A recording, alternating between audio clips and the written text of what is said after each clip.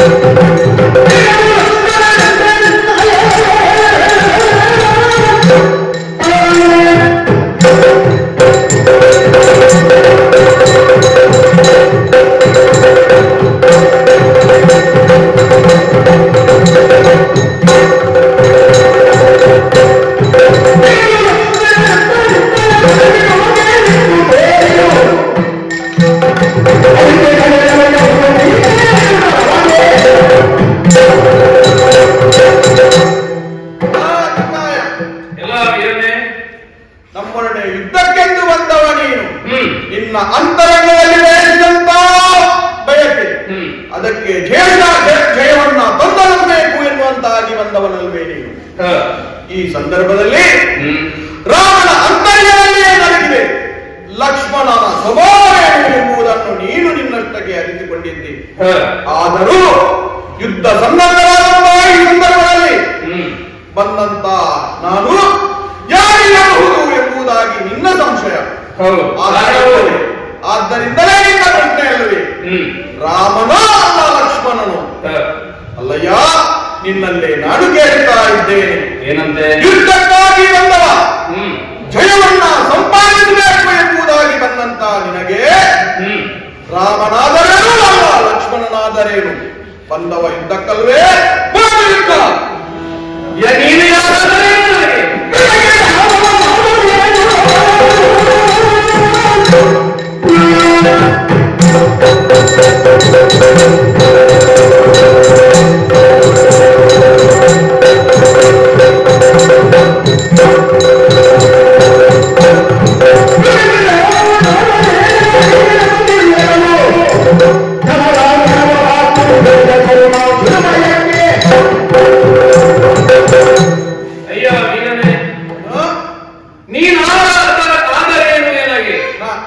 ಸ್ಪಷ್ಟವಾಗಿ ನಾನು ಆಡುತ್ತೇನೆ. ನೀನು ಯಾರು ಎಂದು ಕೇಳುವಲ್ಲಿ ರಣಮುಖದಲ್ಲಿ ಆಗಿರುವಂತಹ ಅಧಿಕಾಯ ರಣಕ್ಕೆ ಅಂಜಿ ಕೇಳಿರುವುದಲ್ಲ, ಕೇಳಿದಾಗ ಅಧಿಕಾಯ ಎನ್ನುವಲ್ಲಿ ಬಂದಂತಹ ಇದಿರಾಳಿ ಯಾರು ಎನ್ನುವುದನ್ನು ಯುದ್ಧವನ್ನು ಮಾಡುವುದಕ್ಕೆ ಸ್ಪಷ್ಟವಾಗಿ ನಾನು ಆಡುತ್ತೇನೆ. ನದಿಯನ್ನು ಹುಟ್ಟಿ ಹರಿಯುತ್ತದೆ, ಬೆಟ್ಟದ ತುದಿಯಿಂದ ಜರಿಯಾಗಿ ಇಳಿದು ಬರುವಂತಹ ಕಾಲದಲ್ಲಿ ಹರಿದು ಹರಿದು ಹರಿದು ಸಾಗರವನ್ನು ಸೇರುತ್ತದೆ. ಇಲ್ಲಿ ಸ್ಪಷ್ಟವಾಗಿ ನಾವು ಅರ್ಥ ಮಾಡಿಕೊಳ್ಳಬೇಕು. ಸಮುದ್ರವನ್ನೇ ಸೇರಬೇಕು ಎನ್ನುವ ಹಾಗೆ ಹರಿಯುವಂತಹ ನದಿ ಒಂದು ಸಮುದ್ರವನ್ನು ಸೇರುವಲ್ಲಿಯವರೆಗೆ ಹರಿಯುತ್ತದೆ, ಇಲ್ಲ ಸಮುದ್ರ ಸೇರುವವರೆಗೆ ಹರಿಯುತ್ತಲೇ ಇರುತ್ತದೆ. ಇಲ್ಲ ಇನ್ನೊಂದು ನದಿಯನ್ನು ಸೇರಿ ಆ ಮುಖೇನವಾಗಿ ಇನ್ನೊಂದು ನದಿಯ ಸಹಾಯಕವನ್ನು ಪಡೆದು ಸಮುದ್ರವನ್ನು ಸೇರುವಂತಹ ತನ್ನ ಏನು ಗತಿ ಉಂಟು ಅದನ್ನು ಸೇರಿಕೊಳ್ಳುತ್ತದೆ. ಸ್ಪಷ್ಟವಾಗಿ ನಾನು ಅರ್ಥ ಮಾಡಿಕೊಂಡಿದ್ದೇನೆ ಈ ಹೊತ್ತಿನಲ್ಲಿ. ಅಂತೂ ಎನ್ನುವಂತಹ ನದಿ ಸೇರಬೇಕಾದಂತಹ ಸಮುದ್ರವನ್ನು ಸೇರುವವರೆಗೆ ಹರಿಯುತ್ತಲೇ ಇರುತ್ತದೆ, ಹರಿಯುತ್ತಲೇ ಇರುತ್ತದೆ. ಹಾಗಿದ್ದರೆ ಬಂದವರಲ್ಲಿ ನಾನು ಕೇಳುವುದಲ್ಲ, ನಾನು ಸೇರಬೇಕಿರುವಂತಹ ಸಾಗರ ನೀನೇ ಎಂಬ ಹಾಗೆ ನಾನು ಸೇರಿಕೊಳ್ಳುವಂತಹ ಕಾಲದಲ್ಲಿ ನಾನು ಸೇರಿಕೊಂಡು ಏನೆಂಬುದು ತಿಳಿದಿತ್ತು. ರಣಮುಖದಲ್ಲಿ ನಾನು ಏನು ಮಾಡುತ್ತೇನೆ ಎನ್ನುವುದು ಮುಖ್ಯವಲ್ಲ, ಆ ತಿರುಮಯಂಗೆ ಪ್ರಿಯವಾಗುವಂತೆ ನನ್ನ ಸಾಹಸವೇನುಂಟು, ಭೂರಿ ಪರಾಕ್ರಮಗಳೇನುಂಟು ನಿನ್ನ ಸಮ್ಮುಖದಲ್ಲಿ ತೋರಿಸುತ್ತೇನೆ.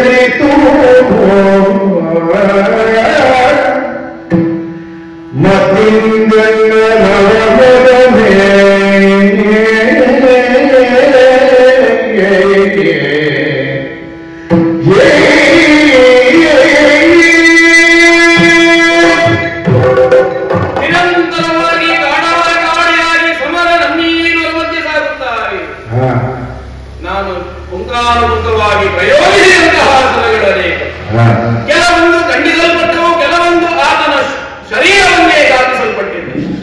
ಹಾಗೆಂದು ಆತನು ಸಾಮಾನ್ಯನಲ್ಲ. ಆತನಿಂದ ಪ್ರಯೋಗಿಸಲ್ಪಟ್ಟಂತಹ ಅಕ್ಷಯ ತುಳಿಯದಿಂದ ಬರುತ್ತಿರುವಂತಹ ಶರಾವಳಿಗಳು ಕೆಲವೊಂದು ನನ್ನಿಂದ ಖಂಡಿಸಲ್ಪಟ್ಟರೆ, ಕೆಲವೊಂದು ನನ್ನ ಶರೀರವನ್ನೇ ಘಾತಿಗೊಳಿಸಿದ್ದು. ಹಾಗಿದ್ದರೆ ಇವತ್ತಿನಲ್ಲಿ ನಾವೀವರು ಚಿನ್ನವಾಗಿ ನಮ್ಮ ದೇಹಗಳನ್ನು ಖಂಡಿಸಿಕೊಂಡು ಸಮರ ಮುಖದಲ್ಲಿ ನಾವು ನಿಂತು ಕಾದಾಡುತ್ತಾ ಇದ್ದೇವೆ. ಅವಿಚ್ಛಿನ್ನವಂತಹ ಸಾಮರ್ಥ್ಯವನ್ನು ರಣಮುಖದಲ್ಲಿ ತೋರುತ್ತಿರುವಂತಹ ಈತ ಸಾಮಾನ್ಯನಲ್ಲ. ಮೊದಲೇ ತಿಳಿದಿದ್ದೇನೆ ಇವರ ಬಗ್ಗೆ. ಸಮರ ಮುಖದಲ್ಲಿ ನಾನು ಯುದ್ಧವನ್ನೇ ಮಾಡುತ್ತಾ ಮುಂದುವರಿಯುತ್ತಿರುವಂತಹ ಈ ಕಾಲದಲ್ಲಿ ಅಂತರಂಗದಲ್ಲಿ ಭಕ್ತಿಯು ಮೂಡುತ್ತಾ ಇದೆ. ಹಾಗಿದ್ದರೆ ಸಾಮಾನ್ಯನಲ್ಲ. ರಣಮುಖವನ್ನು ಪ್ರವೇಶಿಸುವಲ್ಲಿ ನಾನು ಸಂಕಲ್ಪವನ್ನೇ ಮಾಡಿಕೊಂಡು ಬಂದವನು. ನನ್ನ ಸಂಕಲ್ಪವನ್ನು ಕೈಗೂಡಿಸಬೇಕು ಅಂತ ಆದರೆ ನಾನು ನಂಬಿದಂತಹ ಅಧಿದೈವವನ್ನು ನಾನು ಆರಾಧಿಸಬೇಕು.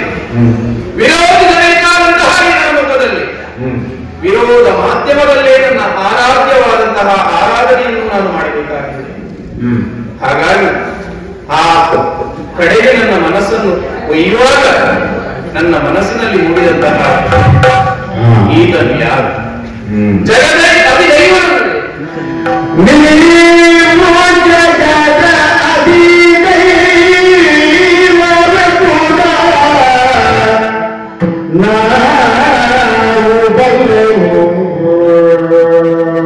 ತಿಳಿದಿದೆ ನಮಗೆ. ನೀವು ಜಗದ ಅಧಿದೈವರ ಕುಲ, ನಾವು ಬಲ್ಲೆವು.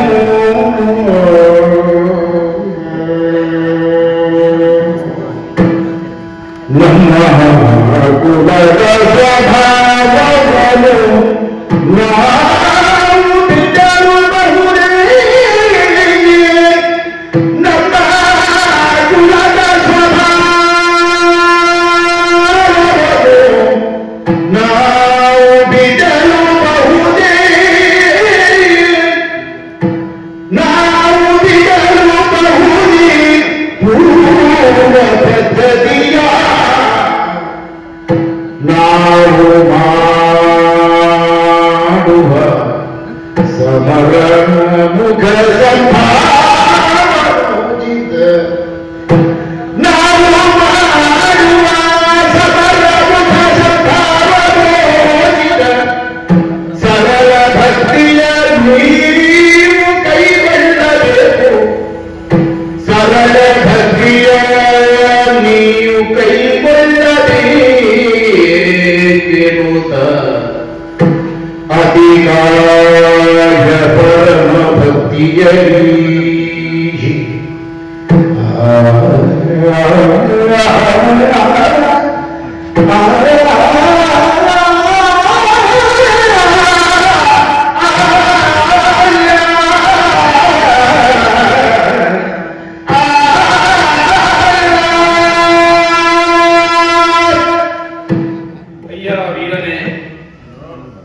ನಿರಂತರವಾಗಿ ನಮ್ಮ ಇರುವರ ಮಧ್ಯೆ ಸಮರ ಸಾಗುತ್ತಲೇ ಇದೆ. ಅಕಾರಣವಾಗಿ ನೀನು ಸೆಳೆದು ಬಿಡುತ್ತಿರುವಂತಹ ಸದಾವಳಿಗಳು ಎಲ್ಲ ನಿನ್ನ ಹಸ್ತಲಾಗದ ವೇಗವು ಕಣ್ಣಿಗೆ ಕಾಣಿಸಿದಷ್ಟು ವೇಗವಾಗಿ ನಿನ್ನ ಶರಪುಂಜಗಳ ಪ್ರಯೋಗ.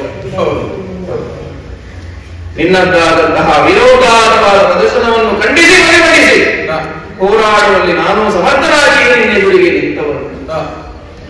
ನಿನ್ನದ್ದಾದಂತಹ ಈ ಪರಾಕ್ರಮವನ್ನು ಕಾಣುವಾಗ ನೀವು ಯಾರು ಎನ್ನುವುದನ್ನು ನಾವು ತಿಳಿಯದವರಲ್ಲ. ಜಗದ ಅಧಿದೈವಗಳು ನೀವು ಎನ್ನುವುದನ್ನು ಬಲ್ಲವರು ನಾವು ಆಗಿದ್ದೇವೆ. ನಿಮ್ಮ ಜನನ ಕಾಲದಲ್ಲಿ ಪುತ್ರಕಾಮೇಷ್ಟಿಯಾಗದ ಮುಖೇನವಾಗಿ ಬೆಳೆದಂತಹ ದೇವಮಾಯದಿಂದ ಹುಟ್ಟಿ ಬಂದವರು ನೀವು ನಾಲ್ವರು. ಆ ನಾಲ್ವರಲ್ಲಿ ಇಲ್ಲಿಗೆ ಬಂದಿರುವುದು. ಆ ಈರುವರಲ್ಲಿ ನೀನು ಯಾರು ಎಂಬ ಹಾಗೆ ನನ್ನ ಮನ ತಿಳಿಯುವುದಕ್ಕೆ ಬಯಸಿದೆ.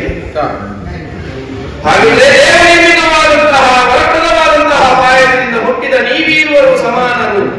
ನಿಮ್ಮಲ್ಲಿ ಭೇದವನ್ನು ಈ ಅಧಿಕಾಯ ಬಯಸಬಾರದು, ಕಾಣಬಾರದು.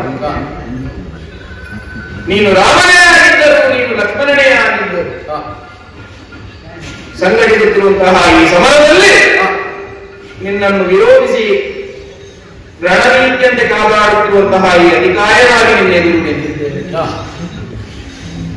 ಹಾಗಿದ್ದರೆ ನಮ್ಮ ಸ್ವಭಾವ ಏನು? ದಾನವ ಸಂಕುಲದಲ್ಲಿ ಪ್ರಬಂಧಮಾನಕ್ಕೆ ಬಂದಂತಹ ರಾವಣೇಶ್ವರನ ಮಗನಾಗಿ ಪೂರ್ವಕವಾಗಿ ಬೆಳೆದು ಬಂದವರು ಬೆಳೆದು ಬಂದಂತಹ ಸ್ವಭಾವದಲ್ಲಿ ಆಚರಿಸಿಕೊಂಡು ಬಂದಂತಹ ಆಚಾರದಿಂದಲೂ ಇಲ್ಲ ಮನಸ್ಸಿನಲ್ಲಿ ಮೂಡಿದಂತಹ ವೈಚಾರಿಕ ಭಾವಗಳಿಂದಲೂ ನನ್ನಲ್ಲಿ ವ್ಯತ್ಯಾಸಗಳು ಇದ್ದದ್ದಂತೂ ಸತ್ಯ. ಚಿಕ್ಕಪ್ಪನಾದಂತಹ ಶರಣ ವಿಭೀಷಣಾಂತರೇವರು ಒಡನಾಟ ಹರಿಭಕ್ತಿಯ ಮುಖೇನವಾಗಿ ಬದುಕನ್ನು ಭಾವನೆಗೊಳಿಸಬೇಕು ಎನ್ನುವಂತಹ ನಿಲುವೆ ಇತ್ಯಾದಿಗಳಿಂದ ನನ್ನ ಮನಸ್ಸನ್ನು ನನ್ನ ಮನವಯಸ್ಸಿನಲ್ಲಿ ರೂಪಿಸಿಕೊಂಡು ಆ ದಾರಿಯಲ್ಲಿ ಬೆಳೆದು ಬಂದವರು ನಾನು. ಈ ಹೊತ್ತಿನಲ್ಲಿ ಸಮಾರಂಭದಲ್ಲಿ ಎಲ್ಲಾಗಿ ನಿಂತಿರುವಂತಹ ನಿನ್ನಲ್ಲಿ ಸಂಭಾವನೋಚಿತವಾಗಿ ಸಂಭಾವನೆ ಎನ್ನುವುದು ಸಂಪಾದನೆಗೆ ದಾರಿ ಎನ್ನುವುದು ಹೌದಾದರೂ ನಮ್ಮ ಭಾವನೆಯನ್ನು ಪರಿಶುದ್ಧವಾಗಿ ಇರಿಸಿಕೊಂಡು ಆದಂತಹ ಭಾವನೆಯುಳ್ಳಂತಹ ಸಂಪಾದನೆಯನ್ನು ಮಾಡುವುದೆನ್ನುವುದೇ ಅದರ ಅರ್ಥ. ಸಂಭಾವನೋಚಿತ ಎನ್ನುವಲ್ಲಿ ಉಚಿತ ಎನ್ನುವುದು ಉಚಿತವಾದದ್ದನ್ನೇ ಪ್ರಾಪ್ತಿಸಿಕೊಳ್ಳುವುದಕ್ಕಾಗಿ ಬಂದವನು ನಾನು. ಅಯ್ಯ, ಭಕ್ತಿಯು ಮನಸ್ಸಿನಲ್ಲಿ ಒಡಮೂಡುತ್ತಾ ಇದೆ. ಈ ಹೊತ್ತಿನಲ್ಲಿ ನಾನು ಪೂಜಿಸಬೇಕು ಎನ್ನುವಂತಹ ಭಾವ ನನ್ನ ಮನದಲ್ಲಿ ಜಾಗೃತವಾಗುತ್ತಾ ಇದೆ. ಆರಾಧಿಸಬೇಕು, ಪೂಜಿಸಬೇಕು ಎನ್ನುವಂತಹ ಮನದ ಭಕ್ತಿಯನ್ನು ತೋರ್ಪಡಿಸುವುದಕ್ಕೆ ನಿನ್ನೆಯನ್ನು ನಾನು ನಿಂತಿರುವುದು ವಿರೋಧಿಸಿ ಆಯುಧಪಾಣಿಯ. ಹಾಗಿದ್ರೆ ನನ್ನ ಮನಸ್ಸಿನಲ್ಲಿ ಕೂಡುವಂತಹ ಭಕ್ತಿಯನ್ನು ನಿನ್ನ ಎದುರಿನಲ್ಲಿ ಪ್ರಕಟಿಸುವುದಕ್ಕಾದರೂ ಮಾಧ್ಯಮ ಯಾವುದು?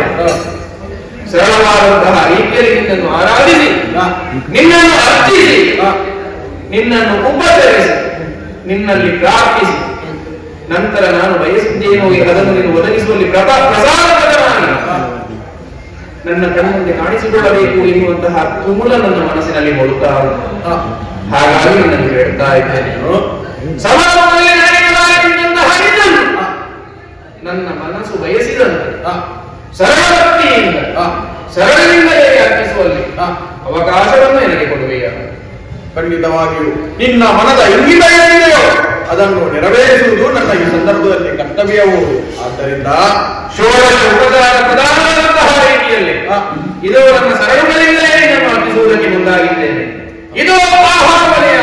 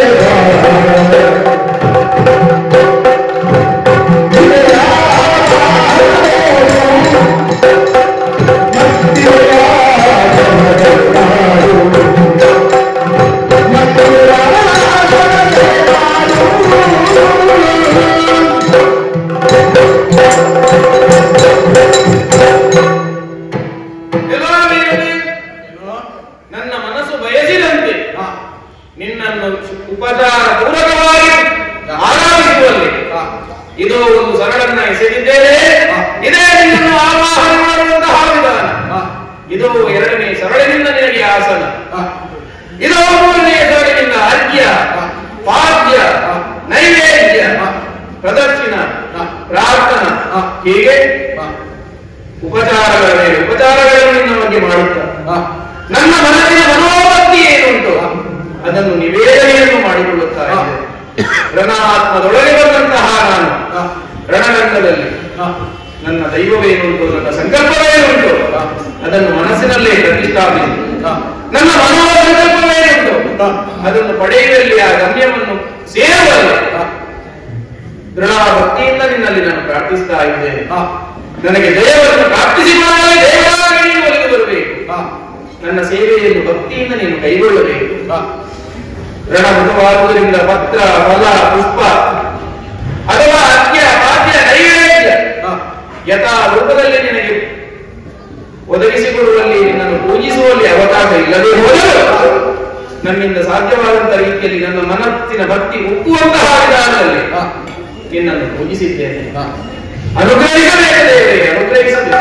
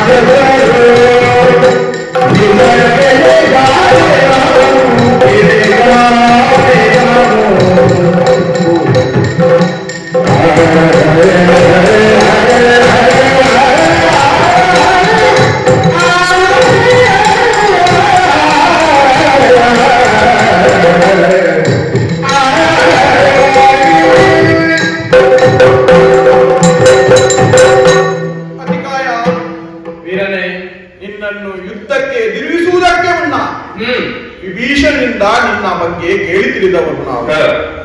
ಆ ಸಂದರ್ಭದಲ್ಲೇ ಅವರು ನಿನ್ನ ಬಗ್ಗೆ ಬಹಳಷ್ಟು ವಿಚಾರವನ್ನ ನಮಗೆ ತಿಳಿಸಿದವರೇ ಇದ್ದಾರೆ. ಆದರೆ ಈ ಸಂದರ್ಭದಲ್ಲಿ ನಿನ್ನನ್ನು ಕಂಡಾರೆ ಕಂಡು ಯುದ್ಧ ಭೂಮಿಯಲ್ಲಿ ನೀನು ಏನು ಎಂಬುದಾಗಿ ನಾನು ಅರ್ಥೈಸಿಕೊಂಡಿದ್ದೇನೆ. ಯುದ್ಧ ಸನ್ನದ್ಧರಾದರೂ ದೈವಾಂಶ ಸಂಭೂತನಾದ ದೈವ ಭಕ್ತಿಯನ್ನೇ ಇದ್ದಂತ ನೀನು ಈ ಸಂದರ್ಭದಲ್ಲೂ ಬಾಣ ಮೂಲಕ, ಅಸ್ತ್ರ ಮೂಲಕ ನನ್ನನ್ನು ಭಜಿಸಿದ್ಯಾ, ಪೂಜಿಸಿದ್ಯಾ ಅಂದ ಮಾತ್ರಕ್ಕೆ ನಾನು ಅರ್ಥೈಸಿಕೊಂಡಿದ್ದೇನೆ. ನಿನ್ನ ಅಂತರಂಗದಲ್ಲಿ ಏನು ಹೊರಗಿದೆ ಎಂಬುದನ್ನು ನಾನು ಸಾಕ್ಷಾತ್ಕಾರವಾಗಿ ತಿಳಿದುಕೊಂಡಿದ್ದೇನೆ. ಆದ್ದರಿಂದಲೇ ಹೇಳ್ತಾ ಇದ್ದೇನೆ, ಅವರ ಕುಲದಲ್ಲಿ ಹುಟ್ಟಿದವನಾದರೂ ದೈವತ್ವವನ್ನು ಸಂಪಾದಿಸಬೇಕು ಹೇಗೆ ಎಂಬುದನ್ನು ನಿನ್ನಿಂದ ಜನ ಕಲಿತುಕೊಳ್ಳಬೇಕಾಗಿದೆ. ಆದ್ದರಿಂದಲೇ ಇದು ನನ್ನ ಮಾತಲ್ಲ, ಅಸುರ ವೈರಿಯಾದಂತ ಆ ರಾಮಚಂದ್ರನ ಆನೆಯಾಗಿ ನಾನು ಹೇಳ್ತಾ ಇದ್ದೇನೆ. ನೀನು ಸಾಮರ್ಥ್ಯದವನಲ್ಲ, ಅಸುರ ಪರಾಕ್ರಮಿ ನೀನು. ಆದ್ದರಿಂದಲೇ ನಿನ್ನ ಈ ಪರಾಕ್ರಮಕ್ಕೆ, ನಿನ್ನ ಶೌರ್ಯಕ್ಕೆ ಈ ಸಂದರ್ಭದಲ್ಲಿ ಮೆಚ್ಚಿದ್ದೇನೆ. ಅಸುರ ಪುರದಲ್ಲಿಯೇ ನಿನ್ನಂತ ವೀರರನ್ನು ನಾನು ಇದುವರೆಗೆ ಕಂಡವನಲ್ಲವಯ್ಯ, ಕಂಡವನಲ್ಲ. ದೇವರೇ, ನನ್ನ ಮನಸ್ಸು ಏನನ್ನು ಬಯಸುತ್ತಿತ್ತು ಅಥವಾ ಏನನ್ನು ತಿಳಿಯಬಯಸುತ್ತಿತ್ತು, ಪ್ರತ್ಯಕ್ಷವಾಗಿಯೋ ಪರಾರ್ಥವಾಗಿಯೋ ಅಸುರಾರಿಯ ಪದದಾವಣೆಯಾಗಿ ನೀನು ನನಗೆ ಅದನ್ನು ತಿಳಿಸಿಕೊಟ್ಟೆ. ಹೌದು, ನಾನು ಪ್ರಯೋಗಿಸಿದಂತಹ ಶರಾವಳಿಗಳನ್ನು ವಿಗ್ರಹದಂತೆ ಮೈಯಲ್ಲಿ ಧರಿಸಿಕೊಂಡು ನೀನು ಇನ್ನೂ ನಿಂತಿರಬೇಕು. ದೇವರೇ, ಪೂಜೆಯನ್ನು ಮಾಡಿದಂತಹ ಭಜಕರಿಗೆ ಪ್ರಸಾದವು ಪ್ರಾಪ್ತವಾಗಬೇಕು. ದೇವರಿಗೆ ಅರ್ಪಿಸಿದ ಬಳಿಕ ಕೆಲ ಹೊತ್ತಿನ ಬಳಿಕ ನಾವು ಅದನ್ನು ಪ್ರಸಾದವನ್ನು ಸ್ವೀಕರಿಸುವುದು ಲೋಕದ ರೂಢಿಯ ಕ್ರಮ. ಹಾಗಾಗಕೂಡದ ಒಲಿದಂತಹ ದೇವರೇ ಪ್ರಸಾದವನ್ನು ಕೈಗಿಟ್ಟರೆ ಅದರಲ್ಲಿ ಒದಗುವಂತಹ ಪ್ರಸನ್ನತೆಯು ಅಥವಾ ಯೋಗ್ಯತೆಯ ಪ್ರಾಪ್ತಿಯು ಖಂಡಿತವಾಗಿಯೂ ಅಧಿಕವಾಗಿರುತ್ತದೆ. ದೇವರೇ, ದೃಢ ಭಕ್ತಿಯಿಂದ ನಿಮ್ಮ ಪೂಜೆಯನ್ನು ಮಾಡಿದ್ದೇನೆ. ಈ ಹೊತ್ತಿನಲ್ಲಿ ಪ್ರಸಾದವಾಗಿ ನನ್ನ ಎದುರಿಗೆ ನಿಂತಿದ್ದೇನೆ. ಪ್ರಸಾದವನ್ನು ದಯಪಾಲಿಸಿ. ಅಧಿಕಾಯ ಷೋಡಶ ಭಾರವನ್ನು ಭುಜಕ್ಕೆ ಹೆಚ್ಚಿದ್ದೀಯ. ಸರ್ವವನ್ನು ನಾನು ಅನುಗ್ರಹ ದೃಷ್ಟಿಯಿಂದಲೇ ನಿನ್ನನ್ನು ಅದನ್ನೆಲ್ಲ ನಿಂತೇವೆ. ವಿಗ್ರಹ ರೂಪದಲ್ಲಿ ನಿಂತವನೇ. ಹೌದು, ಈ ಸಂದರ್ಭದಲ್ಲೂ ನನಗೆ ಹೊಸ ಪ್ರಸಾದವನ್ನು ದಯಪಾಲಿಸಿ ಎಂಬುದಾಗಿ ನಿನ್ನ ಬಯಕೆಯಲ್ಲಿ ನಿನ್ನ ಇಂಗಿತ ಹದೆ ಆಗಿದ್ರೆ ಈ ಸಂದರ್ಭದಲ್ಲಿ ಪ್ರಸಾದವನ್ನು ನೀಡಬೇಕಾಗಿದ್ದು ಹೇಗೆ? ಶಸ್ತ್ರದ ಮುಖಾಂತರವೇ. ಆದ್ದರಿಂದ ತಡ ಮಾಡುವುದಲ್ಲ, ಅಸ್ತ್ರವನ್ನ ಹಿಡಿದು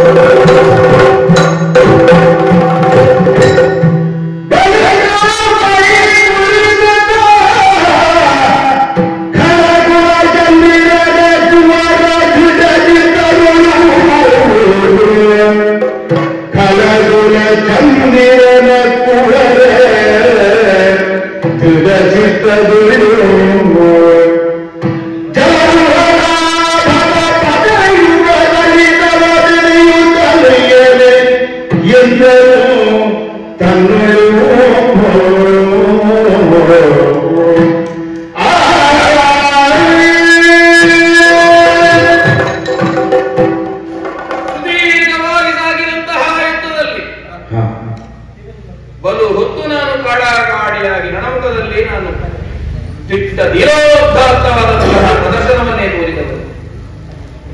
ಯಾವ ಕಾಲದಲ್ಲಿ ಭಕ್ತಿಯಿಂದ ಷೋಡಶ ಉಪಚಾರಗಳ ಉಪಕ್ರಮದಲ್ಲಿ ಕ್ಷಣಗಳನ್ನು ಪ್ರಯೋಗಿಸಿ ಆತನಿಂದ ಪ್ರಸಾದವನ್ನು ಅಪೇಕ್ಷಿಸಿದೆನು. ನಾನೇ ಪ್ರಯೋಗಿಸಿದಂತಹ 16 ಶರಗಳಲ್ಲಿ ಒಂದನ್ನು ಸೆಳೆದು ನನ್ನ ಶರವನ್ನೇ ನನಗೆ ಪ್ರಯೋಗಿಸಿದ ಕಾಲಕ್ಕೆ ದರೆಯಲ್ಲಿ ದರಾಸಾಯಿಯಾಗಿ ಮೂರ್ಛಿತನಾಗಿ ಮೈ ಮುರಿದೆದ್ದು ನಾನು ಎದ್ದು ನಿಂತು ನೋಡಿದೆ ಅಂತಾದ್ರೆ ಈಗಲೂ ಅದೇ ತೆರನಾಗಿ ನಿಂತಿದ್ದಾನೆ.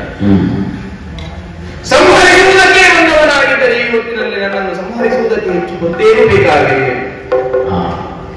ಜಲರೂಪ ನಾಮನ ಸೋದರ ಇವರ ಬಗ್ಗೆ ತಿಳಿದಷ್ಟು ನನ್ನ ಬದುಕಿನುದ್ದಕ್ಕೂ ಇವರ ಬಗ್ಗೆ ತಿಳಿಯುತ್ತಲೇ ಬಂದವನಾದರು. ಪ್ರತ್ಯಕ್ಷವಾಗಿ ಕಂಡು ಪರಾಂಪರಿಸಿ ಕಾಣುವಂತಹ ಸುಯೋಗವನ್ನು ನನ್ನ ಅಪ್ಪ ನನಗೆ ಕರುಣಿಸಿಕೊಟ್ಟಿದ್ದಾನಲ್ಲ ಇವತ್ತು. ಸಾಮಾನ್ಯ ನರರೂಪದಲ್ಲಿ ಬಂದಂತಹ ಇವರು ಈ ತೆರನಾದ ಬದುಕು ಮಾಡುತ್ತಾರೆ.